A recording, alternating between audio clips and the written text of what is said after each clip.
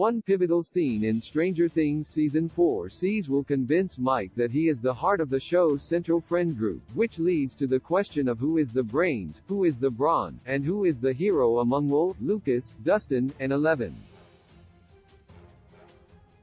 In Stranger Things Season 4, the Hawkins gang is faced with the worst circumstances they have ever endured.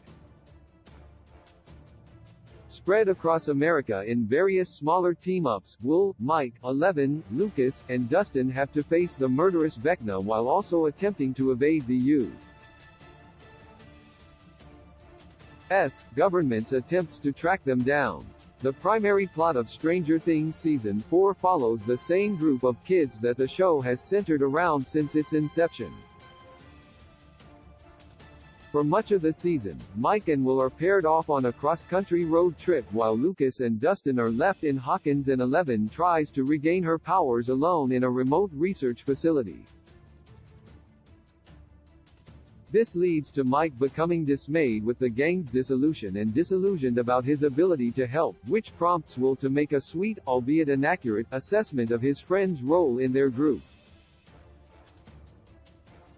According to Will in his poignant inspirational speech to his best friend, Mike is the heart of the Stranger Things gang. The problem with this claim is that it is tricky to work out where this summation leaves the rest of Mike's friends. While Will is clearly the brains of the operation, the question of who acts as the group's brawn, who serves as the comic relief, and who is the real heart of the series grows less and less certain with further inspection. Will is the brains. While it is hard, despite Will's claims, to work out which member of the gang is the heart, it is easy to see which of the Stranger Things heroes is the brains of the group. From his long-standing psychic connection to the Mind Flayer, Vecna, to the fact that he is consistently the member of the group who cottons on to the villain's schemes fastest, Will would naturally be the brains. Will even guesses Vecna's entire plan to once again defeat Eleven at the end of Stranger Things Season 4, proving that he can use his mental link to the villain to make connections that are beyond the rest of the show's heroes. Not only that, but the smart, sensitive Stranger Things character is also more emotionally intelligent and articulate than the likes of Mike and Eleven, as Season 4 repeatedly proved. Lucas is the brawn, or is Eleven. In Stranger Things Season 4, Lucas's basketball prowess and newfound popularity make him the brawn of the bunch, and the character's initial failure to stand up for his friends makes it clear that he is hardly the heart of the gang. However, this tiresome Stranger Things Season 4 satanic panic subplot is misleading since Lucas was a more confrontational and less physically adept character earlier in the show's run. In the first 2 seasons of Stranger Things, Lucas was quicker to anger but remained as reliant on his wits as the rest of the kids. If anything, the overpowered and under-socialized Eleven is the real brawn of the bunch thanks to her superpowers, making Lucas the comic relief in Stranger Things Season 3. This too, however, paints an incomplete picture of the character.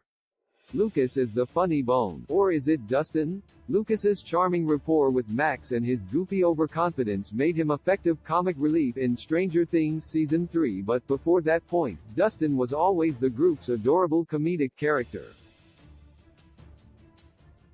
His partnership with Stranger Things fan favorite Steve Harrington took Dustin away from the group, but this subplot only started because of Dustin and Steve's shared breakout popularity among fans.